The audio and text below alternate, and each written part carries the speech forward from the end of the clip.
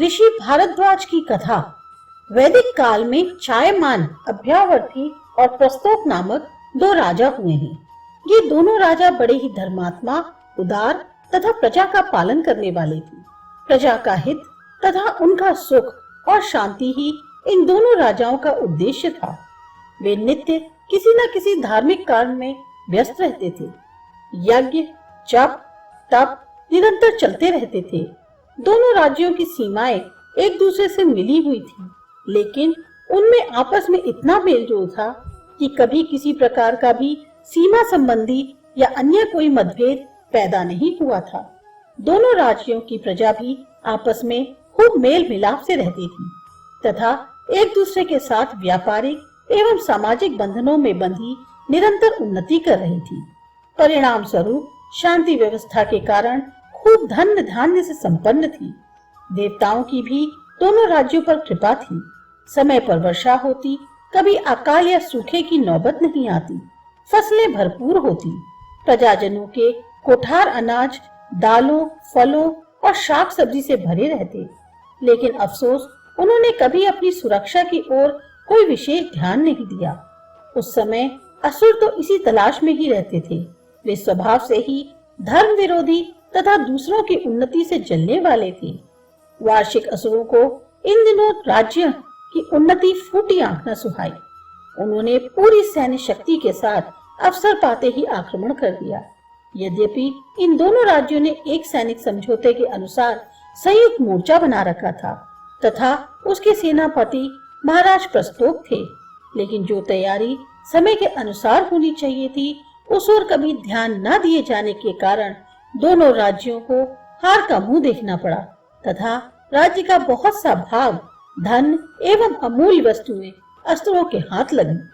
वे लूटपाट करके तथा राज्य और जनता दोनों को असहाय एवं निर्धन बनाकर वापस चले गए। दोनों राजा बेहद दुखी थे। वे असुरों के सामने अपमानित हो चुके थे। उनके सिर शर्म से झुके रहते थे। उनकी समझ में नहीं आता था कि भगवान की और देवताओं की इतनी पूजा पाठ करने के पश्चात भी वे कैसे हार गए। देवताओं ने उनकी क्यों सहायता नहीं की।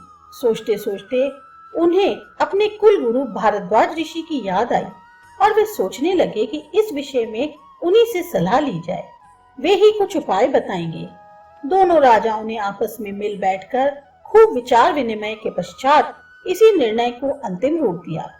वे ऋषि भारद्वाज के आश्रम में पहुंचे और उनकी करबद्ध प्रार्थना करके अपनी समस्या उनके समक्ष रखी कि किस प्रकार वार्षिक असुरों के उन्हें परास्त करके उनके राज्य को लूटा तथा उन्हें अपमानित किया है।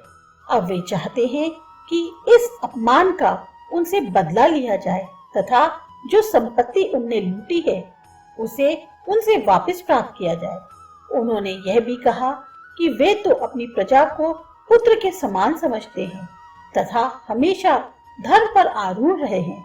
उनके राज्यों में सदा यज्ञ आदि होते रहते हैं, फिर भी देवताओं ने उनकी सहायता क्यों नहीं की। ऋषि भारद्वाज ने उनके दुख और अपमान से सहानुभूति प्रकट की तथा बोले, धार्मिक कर्मों का फल अलग है।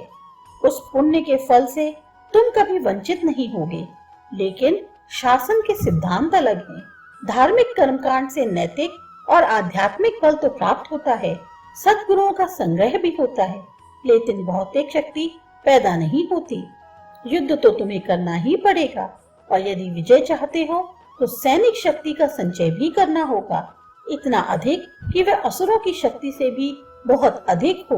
दूसरे नीति से भी चलना होगा कि असुरों पर आक्रमण करने का अवसर ऐसा ढूंढा जाए जब उन्हें इसकी आशा भी ना हो।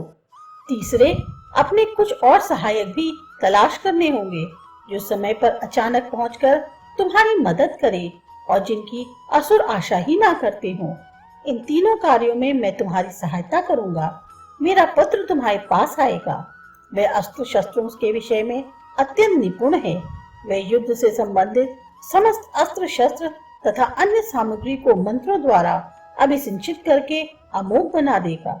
मैं तुम्हें असुरों पर आक्रमण करने का निश्चित समय बताऊंगा और देवराज इंद्र को तुम्हारी सहायता के लिए तैयार कर दूंगा। दोनों राजा अत्यंत प्रसन्न हुए और अपने अपने राज्य में वापस लौट गए तथा ऋषि भारद्वाज के आदेश की प्रतीक्षा करने लगी। एक दिन ऋषि के पुत्र पायु उनके पास आए। दोनों ने उनकी भेंट पूजा सहित श्रद्धा पूर्वक परंपरागत ढंग से स्वागत किया तथा प्रार्थना की कि वे शीघ्र उन्हें उस अपमानजनक जीव से उबारें। पायु ऋषि ने उन्हें पूरी तरह से आश्वस्त करते हुए कहा, आप चिंता न करें, मैं इसलिए पिताजी के द्वारा भेजा गया आपके पास आया हूँ। मैं मंत्रों द्वारा आपके शस्त्रों तथा अन्य सामग्री को दिव्य अस्त्र शस्त्रों में बदल दूंगा। कोई भी किसी भी दशा में आपको परास्त नहीं कर सकेगा। ऋग्वेद में विजय से संबंधित एक सूक्त है जिसमें 19 ऋचाएं हैं। एक एक ऋचा द्वारा पायु ऋषि ने सभी अस्त्रों शस्त्रों को अभिमंत्रित कर दिया। उनमें दिव्य शक्ति ने प्रवेश किया तथा वे युद्ध में अविजित हो गए, अर्थात कोई भी अब उन शस्त्रों को नष्ट नहीं कर सकता था। पायु ऋषि की सलाह से ऐसा समय देखा गया जब असुर पूरी तरह लापरवाह थे। वे सोच भी नहीं सकते थे कि उस समय उन पर पराजित तथा अपमानित राजा लोग आक्रमण कर सकते हैं। इस भ्रम में वे भूल गए थे कि उनकी शक्ति भी छिन्न भिन्न थी।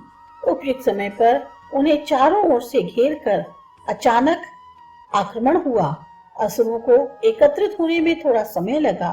उतने में ही उनकी काफी सेना काट दी गई। फिर उन्होंने भी जी जान से युद्ध आरंभ कर दिया तथा उनके साथ ही अन्य असुर भी आ गए। इसी समय ऋषि भारद्वाज से प्रेरित देवराज इंद्र भी अपनी सेना लेकर आ गए। देवराज इंद्र का प्रमुख हथियार उनका वज्र है। उसके उद्घोष से ही असुरों के सेनापति का हृदय फट गया और वह मृत्यु को प्राप्त हुआ। फिर क्या था, थोड़ी देर में ही असुरों का सफाया हो गया। देवराज इंद्र ने असुरों से उनकी सभी संपत्ति वापस दिला दी तथा एक लंबे समय के लिए असुरों को शक्ति विहीन कर दिया।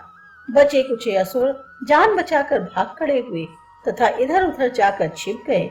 देवराज इंद्र अपने लोक को चले गए तथा दोनों राजाओं ने ऋषि भारद्वाज के आश्रम में पहुंचकर वापस ली गई सारी संपत्ति उनके चरणों में रख दी तथा प्रार्थना की कि वे उसे आश्रम के हितार्थ स्वीकार करें। उन्हें हमेशा के लिए यह शिक्षा मिली कि अपने राज्य तथा राष्ट्र की रक्षा के लिए प्रबल सैन्य शक्ति का होना अत्यंत आवश्यक है।